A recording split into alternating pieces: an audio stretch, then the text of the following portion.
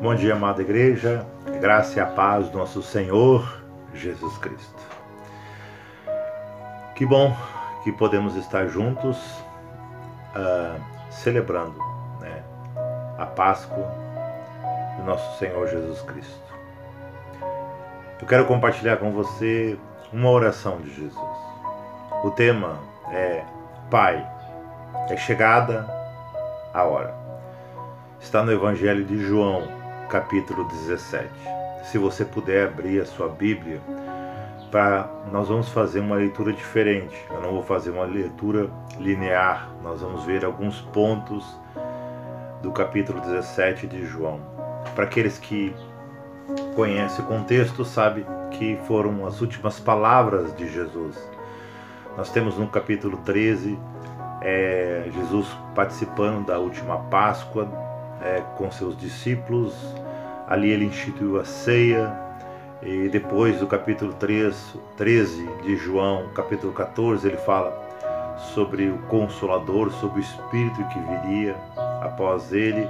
No capítulo 15 ele usa aquela metáfora da videira para falar da abundância que nós podemos ter nele quando permanecemos ligados a ele. Só assim nós podemos dar frutos e experimentar desse fluir em nossas vidas através do Espírito. E no capítulo 17 são as últimas palavras de Jesus, e com certeza existe um poder do impacto de últimas palavras. Quando Jesus deixa essas últimas palavras para os seus discípulos, logo antes de ser preso, depois no capítulo 17, logo depois ele vai ser preso, e na quinta-feira à noite e na sexta foi crucificado. Mas o capítulo 17 começa assim: tendo Jesus falado essas coisas, levantou os olhos ao céu e disse: Pai, é chegado a hora.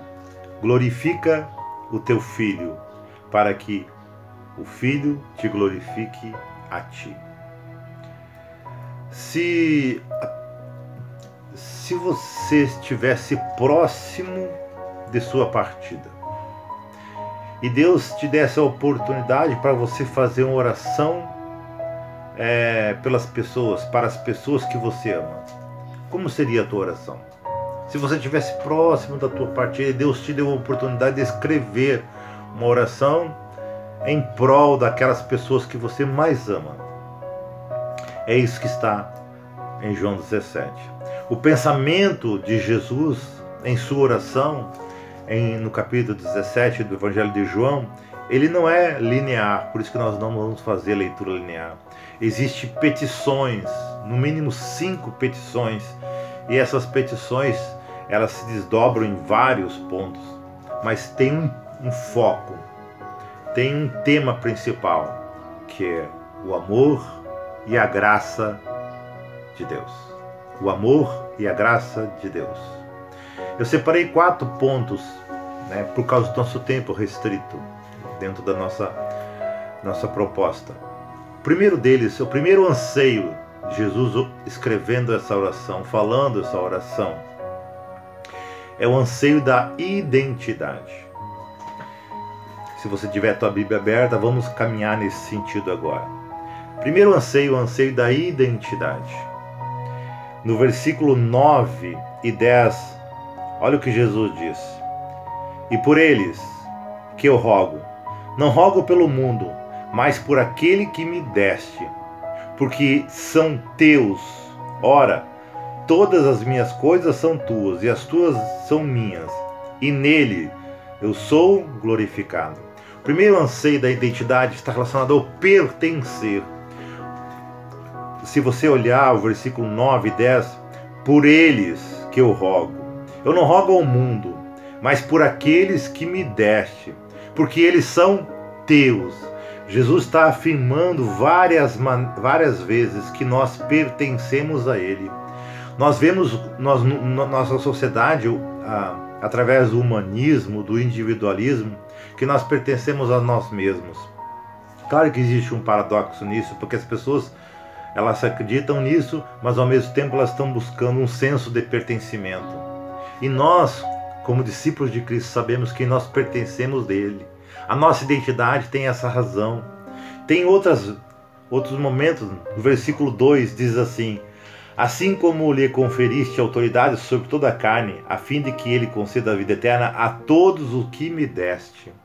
Você vê Jesus falando, mostrando que nós pertencemos a ele. O versículo 6 diz assim: manifestei o teu nome aos homens que me deste no mundo. Eles eram teus e tu me confiaste. Eles têm guardado a tua palavra. Você consegue notar? Você pode dizer, mas isso Jesus está falando para os seus discípulos, para os judeus. Mas o versículo 20, ele diz: não rogo somente por estes, mas também por aqueles que vieram a crer em mim por intermédio da palavra. Para nós que viemos a crer em Cristo através da palavra. Então, o primeiro anseio da identidade, primeiro aspecto, pertencer. Eu e você pertencemos. Celebramos a Páscoa, irmãos, porque a ressurreição de Jesus é a prova que nós pertencemos a Ele através do Filho. O segundo ponto que eu quero compartilhar com vocês está relacionado à segurança. Está relacionado à identidade ainda, o anseio da identidade e segurança. Já não estou no mundo, mas eles continuam no mundo, ao passo que eu vou para junto de ti, Pai Santo. Guarda-os em teu nome, no teu nome, que me deste, para que eles sejam um, assim como nós. O último versículo: não peço que os tire do mundo, e sim que os guarde do mal. Versículo 15. Os guarde do mal. É interessante, né? Jesus não fala sobre alienação, sobre se separar do mundo, no sentido de ficar isolado, mas ele fala sobre resistência. Nós não nos conformar a este mundo. Mas aqui ele está nos olhando para nós e dizendo que a nossa identidade também tem um selo, a segurança que temos nele. No mundo nós vamos ter aflições, nós estamos passando por dias maus, nós estamos passando por grandes dificuldades e grandes desafios, mas nós, através da identidade que temos em Cristo, nós podemos ter a certeza dessa segurança. Celebramos a Páscoa, irmãos, porque Jesus está vivo e estamos seguros em suas mãos. Ele é nosso advogado, ele é nosso mediador. E o terceiro e último aspecto da nossa identidade é o amor. Versículo 24 diz assim: Pai, a minha vontade é que onde eu estou estejam também contigo os que me deste, para que sejam a minha glória que me conferiste, porque me amaste antes da fundação do mundo. O apóstolo Paulo, em Colossenses 3:3, diz assim: a sua vida, falando de nós, igreja, dos discípulos, a sua vida está escondida com Cristo em Deus. Irmãos, celebramos a Páscoa porque Jesus nos amou e nos amou até o fim. Celebramos a Páscoa porque a nossa vida está contida nele, neste amor imensurável, este amor que nos constrange e nos conduz a saber que temos esperança, porque Ele nos amou, porque Ele nos ama, porque Ele, através do seu poder, da sua graça, nos mantém cada dia mais seguro. O primeiro anseio, então, está relacionado com a identidade. Um outro anseio, irmãos, é sobre a unidade. Então, primeiro, identidade. O segundo anseio, sobre a unidade. Não rogo somente por estes, mas também por aqueles que vieram a crer em mim, por intermédio da sua palavra, a fim de que todos sejam um, como és tu, ó Pai, em mim e eu em ti. Também sejam eles em nós. Você está vendo? Jesus tem um anseio para que a sua igreja possa caminhar em identidade. Deixa eu ver aqui. para que o mundo creia que tu me enviaste. Eu lhes tenho transmitido a glória que me tens dado, para que sejam um como nós o somos, e eu nele e tu em mim. Como é essa identidade que Deus nos chama a viver, a experimentar como igreja, como seu povo? Como és tu, ó Pai, em mim e eu em ti. Este é o padrão, para que sejam um como nós o somos, eu neles e tu em mim. Celebramos, irmãos, a Páscoa porque ela nos garante a unidade do seu povo, a unidade da sua igreja. Ela foi conquistada lá na cruz do Calvário. A ressurreição é a prova que o sacrifício foi aceito. Nós temos um padrão, o padrão da Trindade de unidade. Qual é a razão dessa unidade, irmãos? Não somente o motivo, mas a razão, a fim de que sejam aperfeiçoados na unidade, para que o mundo conheça que tu me enviaste. É interessante, irmãos, através da unidade do seu povo, através da unidade da igreja, o mundo vai conhecer a Cristo. O terceiro anseio, irmãos, Jesus tem um anseio de crescimento. Santifica-os na verdade, a tua palavra é a verdade. Assim como tu me enviaste ao mundo, também eu os envio ao mundo. E a favor deles eu me santifico a mim mesmo, para que eles sejam santificados na verdade. Irmãos, a palavra é a fonte de crescimento e transformação. Jesus se santificou confiando e obedecendo à vontade do Pai.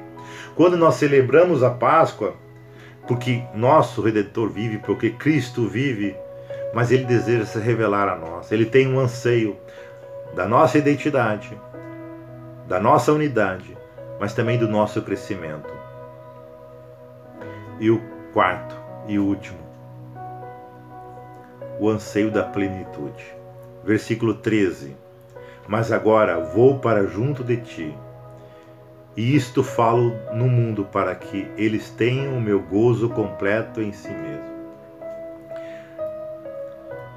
Irmãos, Jesus quer que eu e você experimente a plenitude da sua pessoa. Versículo 3 fala um pouco dessa plenitude. A vida eterna é essa: que te conheçam a ti, o único Deus verdadeiro, e Jesus Cristo a quem enviaste. A vida eterna começa no momento que você creu. A plenitude, essa fonte jorrando em nossas vidas. Também, no versículo 26, eu lhes fiz conhecer o teu nome, e ainda o farei conhecer, a fim de que o amor com que me amaste esteja nele, e eu neles esteja. Jesus habita em nós, a plenitude de Deus habita em nós através do Espírito. Deixa essa plenitude fluir em minha vida. Vamos deixar fluir em nossas vidas, né? Eu encerro, irmãos, esses minutos com vocês, dizendo que nós celebramos a Páscoa porque cremos que o Jesus vive, porque cremos que Cristo está vivo. O túmulo está vazio, a cruz está vazio, mas existe um trono que está ocupado com o nosso Mestre, com o nosso Rei. Celebramos a Páscoa porque nele nós temos uma identidade, pertencimento, a segurança e o amor. Celebramos a Páscoa porque Ele chama o seu povo para caminhar em unidade, para que o mundo creia nele. Celebramos a Páscoa porque Jesus tem uma expectativa na minha e na tua vida de crescimento, para que cada dia mais nós venhamos experimentar a revelação que Ele tem para nós.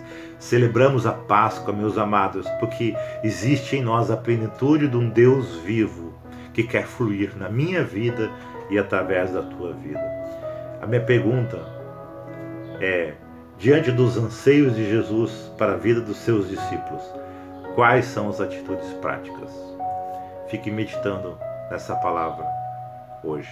Que Deus abençoe vocês e que possamos meditar nisso. Um grande abraço a todos.